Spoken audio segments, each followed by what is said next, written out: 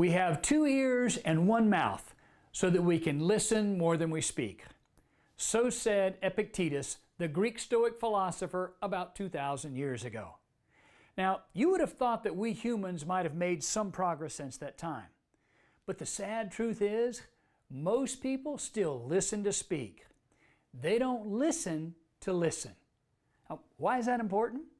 Well, there's a huge difference between the two. And it's a difference that transforms the quality of the conversations that you can have.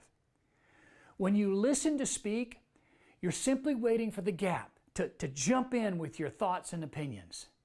Now, this quick to respond reflex often happens to us when we don't agree with someone else's point of view, or we're either emotionally attached to a view. On the other hand, when you listen to understand, you step into the realm of empathy. You begin to see the world through someone else's eyes.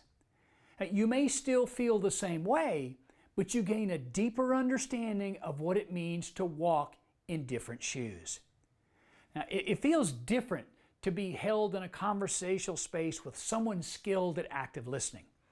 You know, I love watching great debates like those with Dr. Jordan Peterson. You know, where both sides really listen intently and then speak based on the new bits of information. This deeper space creates safety for more to be expressed. And it activates the deeper sharing of vulnerability, authenticity, and realness. You know, it's easy to forget that conversation is a skill that we can proactively work on.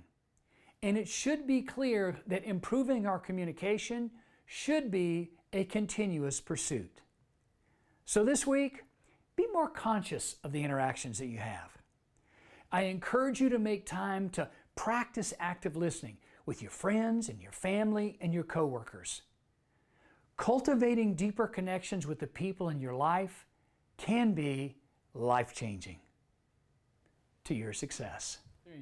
Hey, thanks for tuning in. I'll see you here next week, same time, same place.